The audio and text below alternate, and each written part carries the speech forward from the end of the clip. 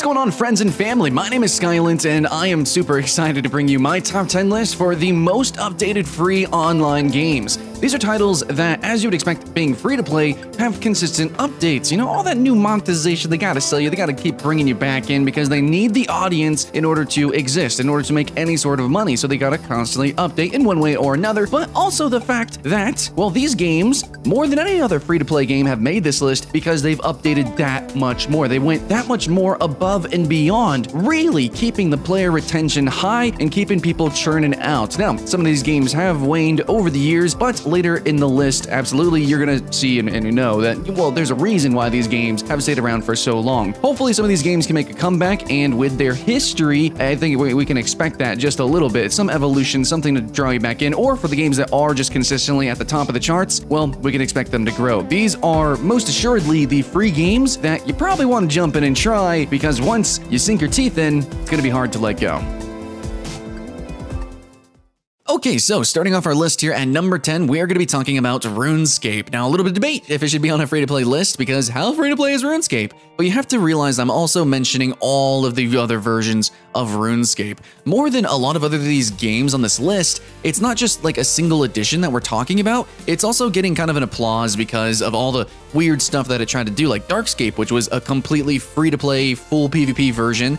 And then they also kind of did the opposite, though, with the exclusive, like, classic servers, which recently got shut down. And yeah, so we have a lot of different versions of RuneScape. You have 2007 Scape now, and then we have, like, the NXT or RuneScape 3, and we have a newer version coming out. We have mobile stuff. Yeah, RuneScape has done a lot of weird stuff, has constantly sort of reinvented itself and sort of remade itself over the years, over and over and over again. And its free-to-play introduction experience is famous. And while it's not the entirety of the game, and even now I guess you could say it's kind of a demo, it's always been just a little bit more than just a demo. It's had its own culture and community even. And now, more than ever, especially with the new RuneScape, you can actually buy in-game time. So debatably, is it free-to-play?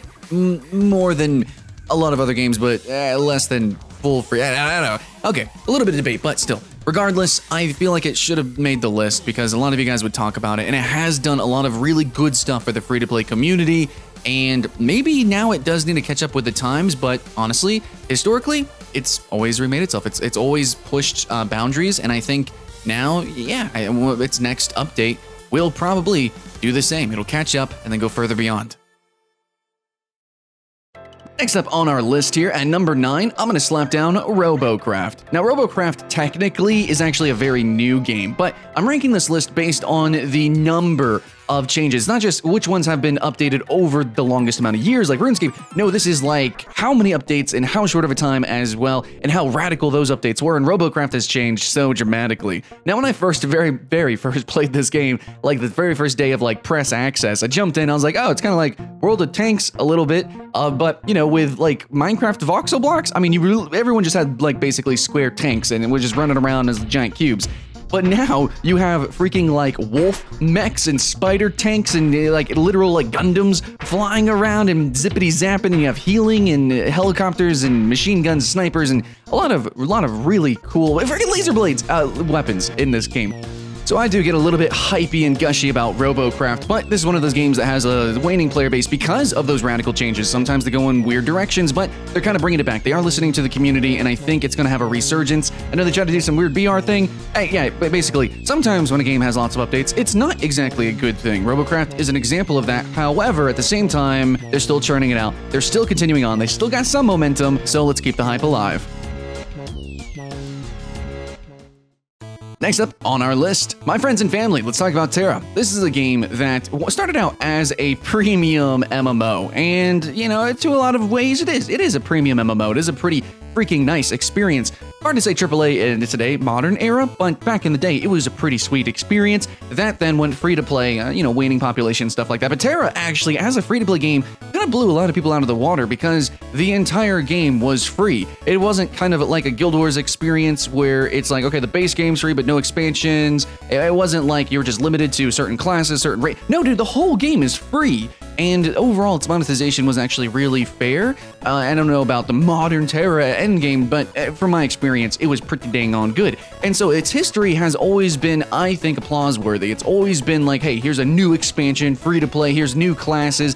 Whether you agree with how they, you know, gender lock it and race lock it, whatever, basically you're getting tons of free content for free. Like, it's completely free. It's a free game, free to play, shining, brimming example of how to do a free to play MMORPG. Now, Tera, if you don't know, is an action MMO, really touting the title here, I guess, of being true action combat. And personally, I played the Lancer, and I thought the end game was incredibly engrossing. Lots of interesting raids and dungeons, and they continuously expand on that, which is what you want.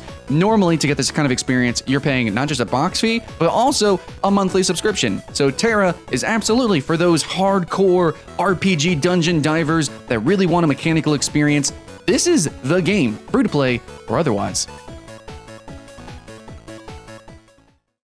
Next up on the list, I'm gonna slap down Smite, which I think is a pretty original game for a genre that's so prolific, or it used to be, right? Like that year, a couple of years, we just had so many MOBAs, but Smite came out and changed the camera angle and did so much more with little minute mechanics that intertwined with the camera angle change that made it a really engrossing and unique mechanical experience, and I love it. You know, they actually have a unique term for 1v1ing in the game called boxing. Whenever you're actually trying to melee someone, just the intricate motions that you can make or break a fight, make or break a player, and turn, you know, the bad kids against the pros. You can really see who the children are and who the men are in Smite. It's a very high skill ceiling game that I really appreciate. I'm not saying that other MOBAs aren't, I'm just saying Smite does some unique things when it comes to literally the camera angle, and then the more stuff that, you know, that all intertwines with that. It's truly an action MOBA, and frankly, it's the best. Every other one has just completely failed, you know, rest in pieces, but Smite is king of the castle for a reason.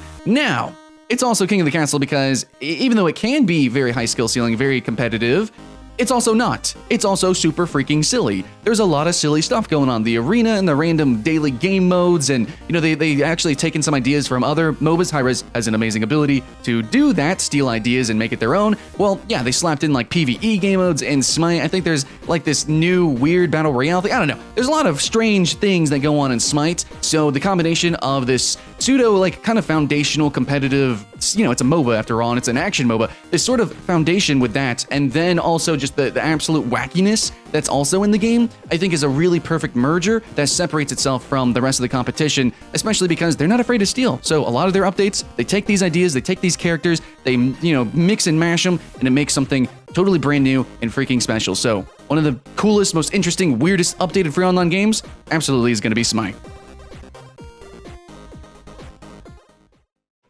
Alright guys, next up, we got Dota 2. Now, some of you guys would probably put this at number 1, you know, because it come from Warcraft 3 mods and the whole history of the game, you know, into what it is now, which is Dota 2, and then all the different game modes and all that, etc, etc. I'm putting it specifically because Dota 2 is the first official release, the first publication. You know, it's official, okay? That's all I'm saying. And yeah, it could be number 1, sure, whatever, but I'm just focusing here on Dota 2 and what it has done. Now, it's actually going to make the list despite being so new.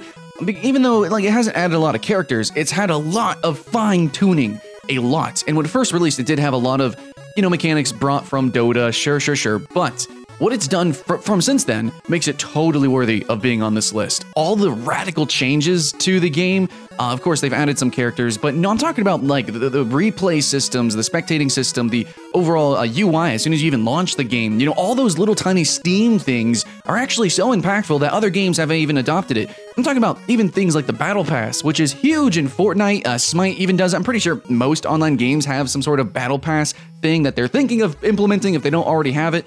And then you just have like all the little random game modes that they put into Dota 2 or the player base has put in. So maybe that's kind of cheating because this is a free game that allows players to make content for the game for free and then inject it. They also have this weird system where players can actually create items and it gets voted into the game. And yeah, I don't know, man, there's just a lot of really radical things that are kind of meta and outside of the game of Dota 2 that make the entire experience brand new and keeps players continuously coming back into it. Though there is some complaints that maybe they should add more characters faster, maybe they should make more balance changes more accurately, more quickly, but in the end, Dota 2 as a full-fledged, you know, product that's being published is one of the most radically updated, which, you know, Smite even steals from Dota 2. A lot of other games are stealing these ideas from Dota 2. It's a trendsetter, and for that, you know, it's gonna make the list.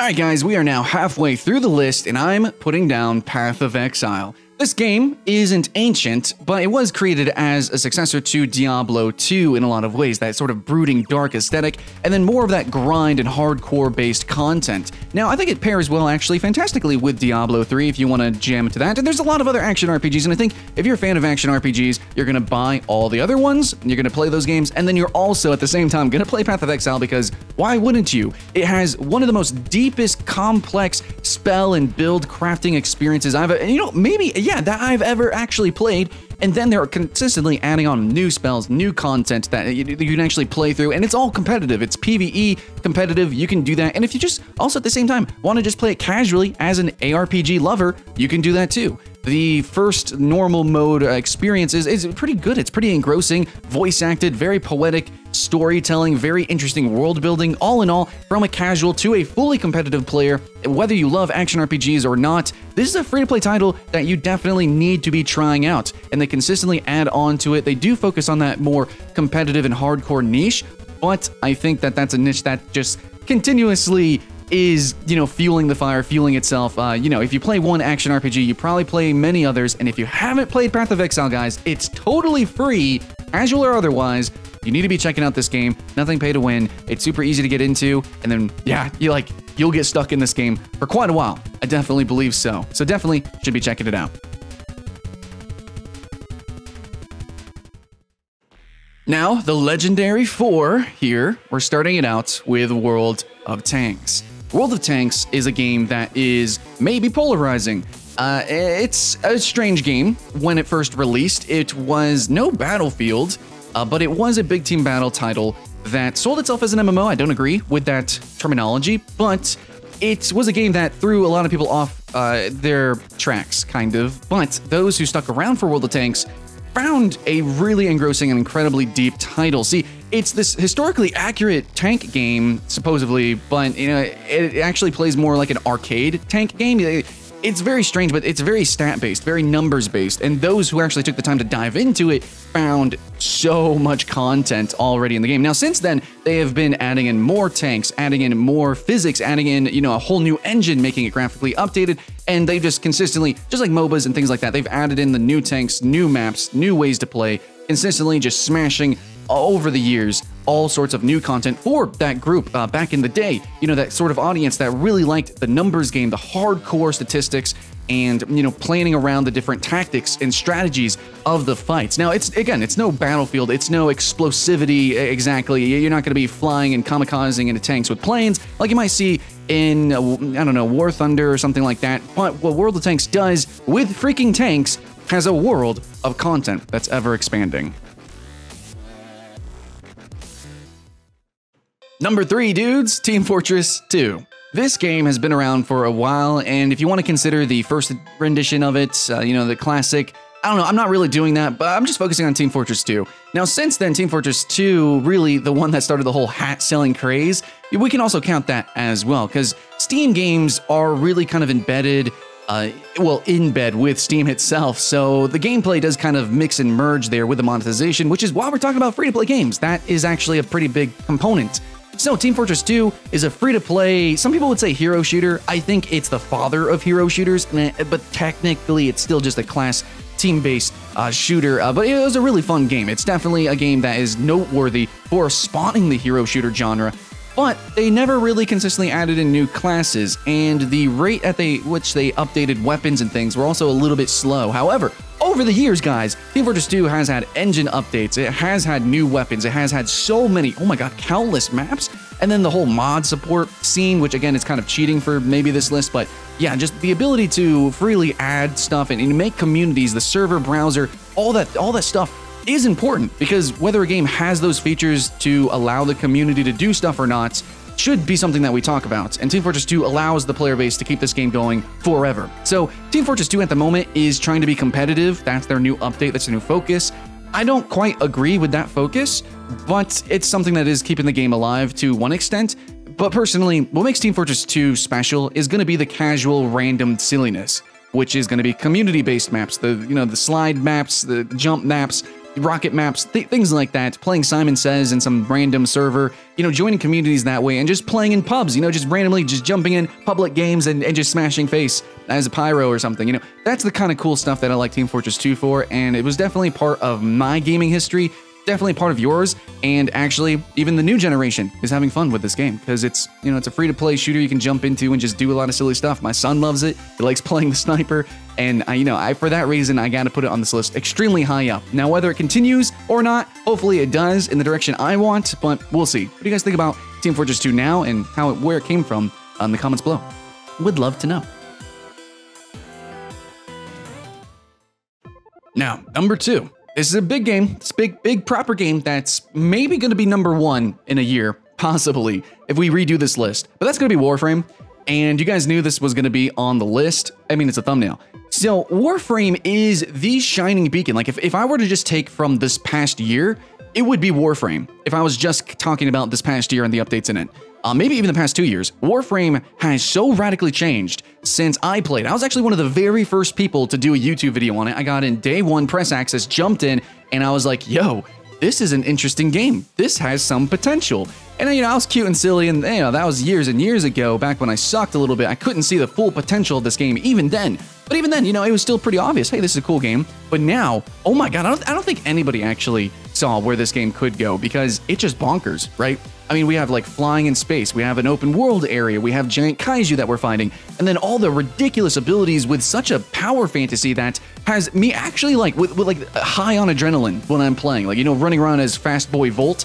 Ridiculous insanity, you know, perma invis certain characters and homing attacks that, you know, just kill like the entire levels of enemies. There's some really ridiculous, epically fantastic power fantasy here that other games are too afraid to go to, and they keep layering on and adding on, you know, with the parkour 2.0 or 3.0 now, new melee systems, new damage systems, constantly refining and always adding to the game. Now, there's some debate over, well, they kind of keep adding into the microtransactions, they keep adding incentive to buy things in the shop. Sure, it is a free-to-play game. There is a whole video that we could probably make about that, but regardless, it is a fully free-to-play title, just like Tera and many of the games on this list, fully free-to-play. The monetization is very fair, there is trading, and they consistently, I think, listen to the community and make it more fair. Yeah, they're going to keep adding on layers to the game and incentive to buy microtransactions because it is a grind-based game, but there's always going to be new grind. There's always going to be new stuff, new ways to grind, new ways to play that is ridiculous, insane, and it's coming out at such a rate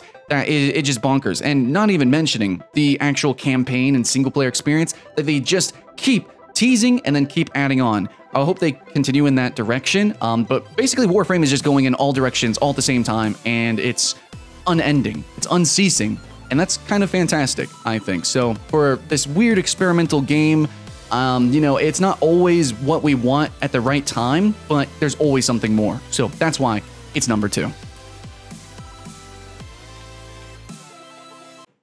And now, number 1 is got to be League of Legends. Now, not the most ancient game, but it has been around for a while. And if you've really consistently played any free-to-play game, you have definitely heard of League of Legends. Now, there have been some other influential games when it comes to the way microtransactions work, like Dota with the Battle Pass, and there has been other games that have had more radical, different changes, like we talked about just recently with Warframe, or even how Team Fortress 2 became so radically different, splitting its player base. League of Legends, though, has maybe more akin to World of Tanks, where it really just hyper-focused on what it wanted to do, and then we also have to consider the meta of what it wanted to do, and that's going to be esports.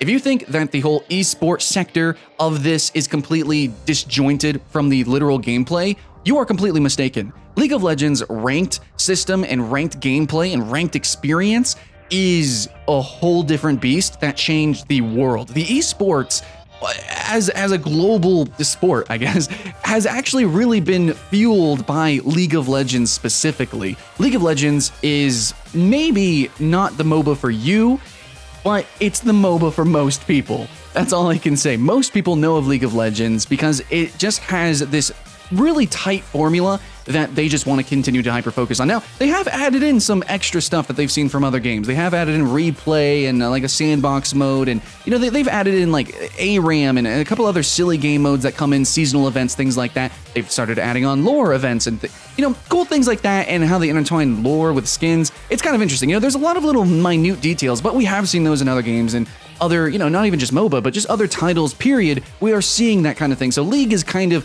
just slowly, porously absorbing certain things. So, in that way, of course, it's staying updated. It's trying to stay modern. It's trying to become fully fleshed out. But like World of Tanks, it is a MOBA that is hyper-focused on the esport.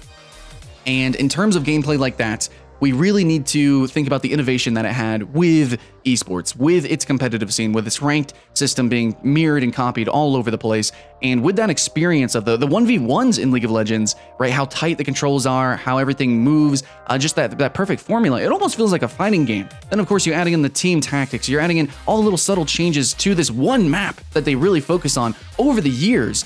It's all these little small things, plus with that competitive edge, that makes this game so freaking influential. And on a top 10 list like this, the most updated free online games, we gotta talk about those balance changes, those patches, the little tiny small things that maybe isn't as explosive as, ninjas in space or, crazy people shooting each other with funny hats. Maybe it's not as colorful as that, but if you consider how many champions they've added to the game, how consistently and how radically unique and different all of those mechanics are compared to many other games where you can clearly see the influence from those, League of Legends is like, when a new character comes out, it is like a whole new design, very interesting aesthetic, and mechanically, it's freaking whoa. Especially, again, multiplied by the fact that this is an esport game, and then where that takes the game as well. So with everything considered, League of Legends is my #1 most updated free online game. Yeah, guys, I'm a little bit long-winded with some of these titles, but I get passionate about games like this. I love free-to-play games. I've been reviewing them for like 6 years now, and I want to continue. So if you guys want to support that, go to the Patreon, peel some eyeballs on it, or just like, subscribe, comment, the call to action, YouTube stuff. Yeah, hey, that stuff actually works. But anyways, I want to keep doing weird lists like this that a lot of people don't like to talk about, but I like deep diving into games. I like talking about them deeply, so let's get into it, yeah? So love, support, keep the hype alive, guys, and hopefully I see you in the comments below too. But just keep having fun, dudes. My name's Skylent, and I'll see you in the next one.